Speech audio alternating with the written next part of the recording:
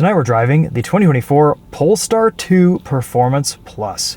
I'm here with substitute Topher. Good evening. Who has spent a whopping 10 days with this car. That is true. And I have spent 0 days. So we've got a change, a notable change for the 2024 model year with this Performance Plus. It is now rear wheel biased. The priority is to the rear wheels. That's right. Which is to more fun, less understeer. Indeed. As you may have noticed, we have ESC in sport mode, one pedal drive in standard, creep off, and steering feel in light. Let's quickly walk you guys around this car because we've only done about 5 Polestar 2 videos. They might have forgotten what it looks like. You might get, yeah, exactly. You may have forgotten what a Polestar 2 looks like. So this is it. Hasn't really changed too much. I feel like the front end is a little bit cleaner. Looks really nice in this paint. Not sure what color it actually is. It just says metallic paint. Yeah, just metallic paint on the Monroe. Which is an optional extra. Yeah. The yellow seat belts look proper on this. Of course, we have Öhlins dampers. Just a nice, fast, clean, Scandinavian designed electric vehicle. 245 40R 20-inch tires on this. I assume these are Continental. Yeah, we've got Sport Contact 6s. This car's got 9,000 miles on it.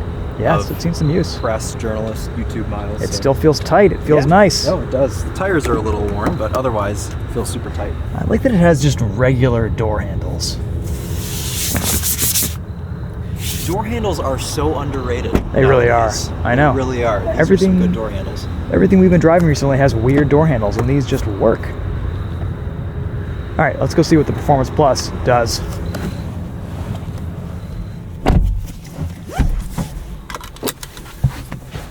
Talk about power.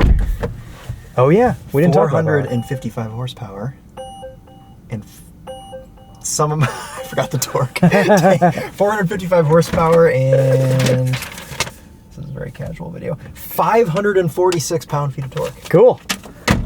Great. Well, we'll wait to test that out until you get your seatbelt on. All right. I like electric vehicles. Yeah. I don't think they're all of our future, but they're a part of our future. Yep. And there are some things that just hit. They're fun.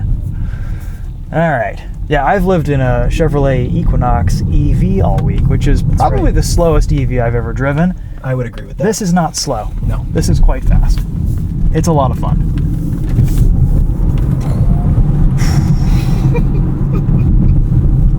There is a tightness to this car with its throttle response, its steering. Yeah.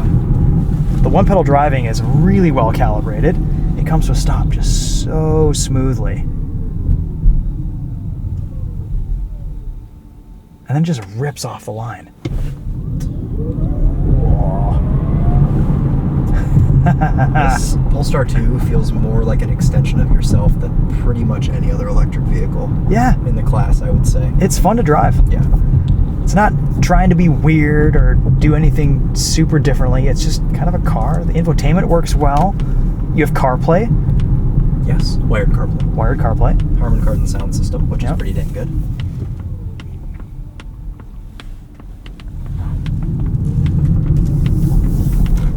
It's just well done, well designed, and I feel like they've gotten a little bit better over the years in terms of build quality and fit and finish and rattles and squeaks and feel.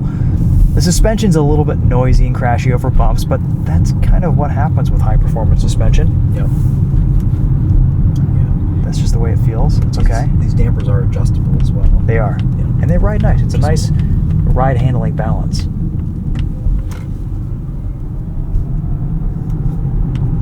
I like the sound that the turn signal makes. It suits this car very well. It does. Yeah. There's not a ton of steering feel, but I think the harder you push it, the better it gets. I've been driving all week with light because they really mean light. It's very Volvo-esque. I mean, of course, this is a very Volvo car. It's been one of the nicest electric cars to live with, and I think it's because everything in here is just so easy. Apart from it not having a standalone start-stop switch, which I do still like, I'm not super huge on these cars where you just get in and they begin. Yes, yeah, you have to get in, put it in gear, then it starts up, then you have to put it in gear again. Yeah. So that I'm not super huge on, but everything else, like the infotainment works great. All of the ergonomic points in here, like this armrest adjusts. Granted, if you move it forwards, you do lose your cup holder. Sure. But it's nice for elbow comfiness. It is nice. Little things that add up. But I mean, it's just been nice. Like, I don't really have any serious complaints. It's about 65 grand, which is pretty on the mark for something like this. It performs as well as just about anything else for 65 grand in this segment. And headroom's a bit limited in the back, but plenty of room up in the front. So I like the ambient lighting. It looks good at night. Yeah, headlight performance is fantastic. No complaints there. We have, I don't know if you want to show anything else in here, but we have maps built in, of course. Oh yeah, nice. Always like to see that. Yeah. Here it is at night. Volume knob. Yep. How's the brake pedal feel? Yeah, it's pretty good. Yeah. I've only used it maybe 3 times this week. Yeah, this is one of those cars that the one pedal drive is tuned so well that you just use that all the time and you barely ever touch the brakes. Yep. Decent adjustment on the driver's seat. You've got lumbar, you've got a chrome collector leg extension as well. Oh, good. So good sport seats, good materials. You've got some cloth, some like wetsuit material, some Alcantara. Can't really see anything right now, but it's a gives good you a little mix bit of a view. materials. Yeah. I remember the thinking only complaint I've ever had, about good. Polestars is that everything just feels a little bit too eco-rubbery plastic in here. Yeah. I was literally just about to say that I remember the 2022 or 2021 we had, thinking that exact same thing, but that was worse because all of it creaked. That's right. And in this car, it doesn't creak. It seems very silent, especially for almost having 10,000 miles on the car. Yeah, Probably Michigan journalist-driven miles, which are the worst. Lots of potholes and hard cornering and whatever else. How's the sound system? It's good. It's a Harman Kardon. It's pretty on par with like any other Volvo Harman Kardon. Huh. This guy's just, all right, he's just going for it. Cool. It's because he's got a Jag. I guess so.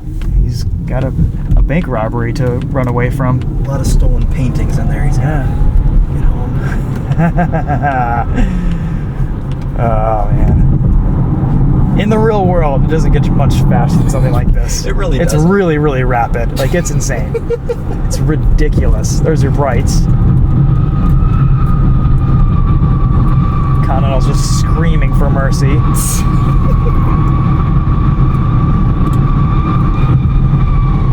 Yeah, it does feel a lot more neutral on power. Yep. That's better. That's much better. It feels much less front driven. Yep, I agree. Yeah. I like what Polestar has done here. I mean, that's the thing with these EVs. Just little bits of refinement over time add up. And in 2024, we've got a really nice product here. I mean, I feel like after the hype wears off of some of these EVs, they tend to be kind of forgotten, and this is, I think, one of them. I think the Polestar is a little bit forgotten, but it is one of the better ones out there. It is just a really nice package. I agree. And it's kind of doing that tall sedan thing. Yeah. Like the Toyota Crown. Yeah. Except this came first. Yep. But I think it looks good. It does. It's kind of strange, though, that it doesn't have a lot of headroom. I guess the tall sedan thing is mostly just to make room for the battery pack. Yeah. That's why it's so tall. But unlike in a Genesis product, for example, which is a regular car that's converted into an EV, this is a ground-up EV platform, so you actually have tons of headroom in the this. front. Yeah. Oh no, it's got plenty up here. Yeah, that's good. I appreciate that. All right, we're gonna turn one pedal drive off and feel out these brakes for what they are. Even at highway speed, this thing pulls. It does. All right, maybe we'll turn one pedal drive on low because it just feels weird coasting forever. The brights are fantastic. Oh yeah, nice hard pedal. Feels pretty good. Brembos. And even in ESC Sport, there's a little bit of intervention, a little bit of clicking down near the pedal box, but that's okay. We don't mind. We're gonna avoid our potholes here. This must feel like a Bugatti Veyron after driving an Equinox EV. Oh my gosh, it's pretty quick. It feels good. Yeah, I like the simplicity of this infotainment too. I mean, they really overhauled this a couple years ago, and it's just so much better now. Yeah. Works just like a phone. Yeah. This whole car is kind of just like a big Android phone. It's kind of it was my biggest comparison this week. Yeah, that's nice. Cool. All right, guys. Well, those are some brief and quick thoughts on the Polestar 2 Performance Plus. Nothing revolutionary, just something evolutionary, and still a very, very nice option in the EV space. Do you know if it qualifies for the tax credit? I'm going to say no because I don't believe it's built in America. Yeah, that's probably about right. Ah, China. China. Okay, well, there you definitely go. not. Definitely not. Yeah. That's okay. It's Audi TT. Well, I'm sure you can get these used for a pretty good deal these days, too. Oh, for sure. Yeah, just like every other used EV. Yeah. Whee!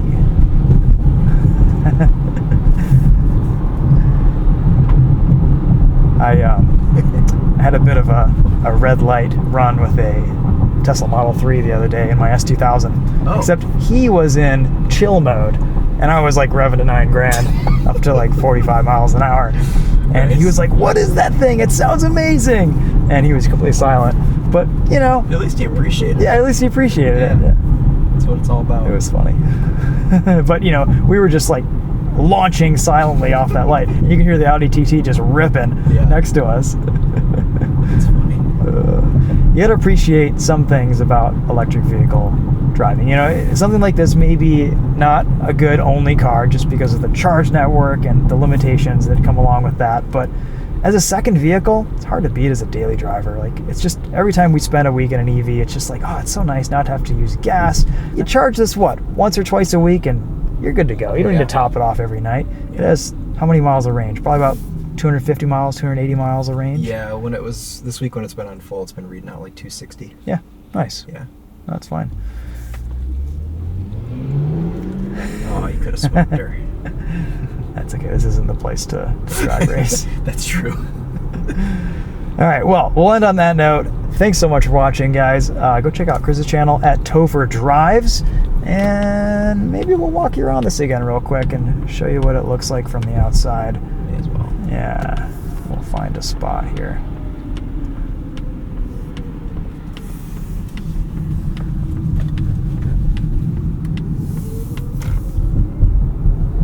No gimmicks with this car. That's one thing I really like about Polestar is there's no BS. Yeah. There's no weird noises that it makes. It's just kind of electric motor sound. It sounds pretty good. Yeah. It's well tuned, well calibrated, well designed, and you know, it's different from your standard issue NPC Model 3. That's not to say I like the Model 3 a lot. I think it drives awesome. I think it's a great car. It's just that everyone has one. Yeah. And this is a little bit different. And I think that's always been a big selling point for Volvos and Polestars. And the owners just want something that's not your standard issue 3 Series or BMW, Tesla. They all kind of fall in the same category. You don't see a ton of these on the road, at least around here. I'm sure there's a lot more in California and, you know, more EV-friendly states. Oh, for sure, yeah. We've only burned 5% since we've been driving. No, it's not too bad. And this has adaptive cruise control, pilot assist. Yep. They finally fixed the steering wheel button. Yes. Yeah, it's so nice to be able to switch between pilot assist and adaptive cruise just by pressing these buttons here on the right. Yeah, I like that. Good ergonomics. You can minimize stuff and see Google Maps there if you want. Cool animations. And everything seems pretty responsive here too. It's not ultra laggy like some infotainments that we've tested recently, like the Mach-E. And the Subaru Outback. Oh my gosh. Something about those vertical screens. I don't know. They're either the best from Tesla or the worst.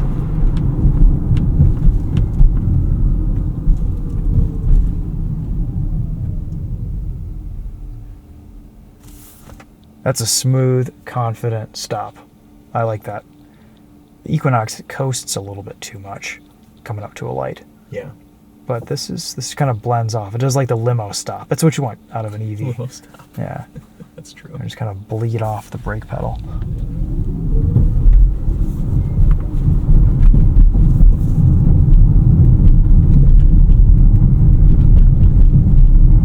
Oh, a little bit of a reverberation over bumps there. Part of that has to be those Continental performance tires. Part of that probably the Illins dampers. The good news is you can get yourself a dual motor non-performance, which doesn't have that much less horsepower and torque. We were actually supposed to get a single motor. I think it's rear-wheel drive now. It is. It was front-wheel drive up until this year, and now it's rear-wheel drive. Yeah, we were supposed to get that this week, and I was really excited to drive that because it is the cheapest Polestar. You know, it's affordable, it's got good range, it's rear-wheel drive now. Someone broke the windshield. Someone broke a windshield, so we got a performance, which we're not going to complain about. But honestly, I don't know if the performance is the one to get. I kind of like the regular Polestar because it's the right amount of speed for a vehicle like this. I mean, this is fun, but you don't need this much performance out of an EV. You're not taking this to the racetrack. You're not like, I mean, I guess you're drag racing everyone at stoplights maybe, but and winning because you can. But really, realistically, you only need about half this power, and I would be willing to save some money to sacrifice some of that. And when you have an EV, if you're driving in the winter or through inclement weather or through low grip scenarios, all the battery pack weight is centrally located. It's it's an even distribution of weight and mass, and even having two-wheel drive, you still put your power down really well. Yeah, Charlie never really had an issue with his Model Y. That's exactly, every time I think about a two-wheel drive EV, that's what I think about. Yeah. His Model Y was fantastic. Like this has a shifter too. Yes. Okay, so we're just going to put this in park and leave. And that's how you turn it off. Yeah, avoid leaving people or pets in the vehicle. Okay, you got to come with me, Chris. All right.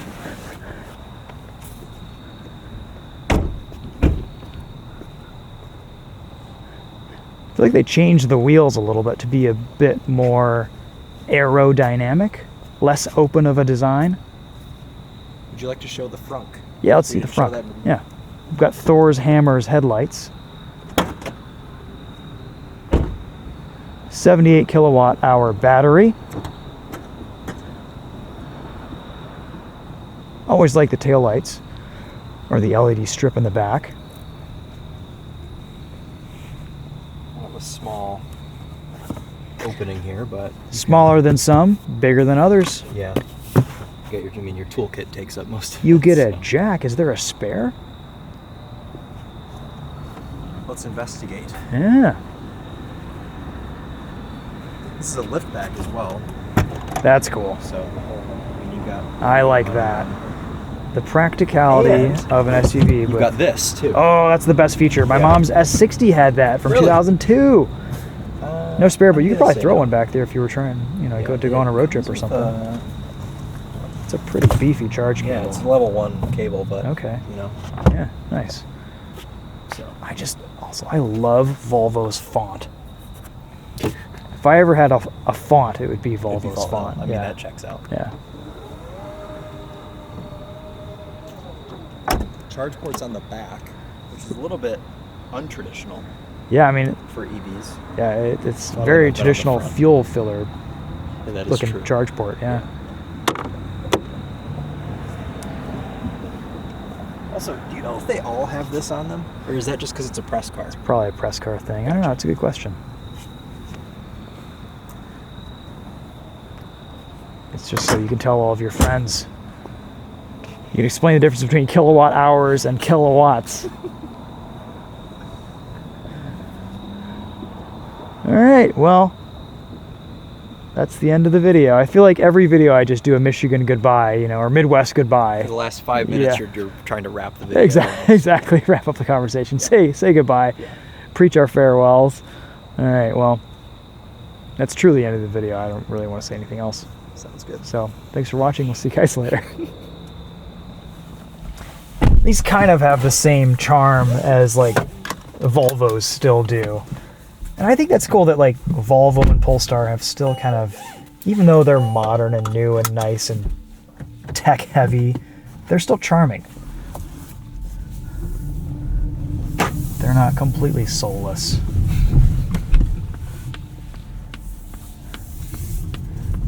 That's probably just my internal bias, to be honest. But I know, I agree. I think it's because nothing's faked. It's just it's straight up, and they're not trying to shove it in your face, all the stupid gimmicks. Yeah, it's not trying too hard. No.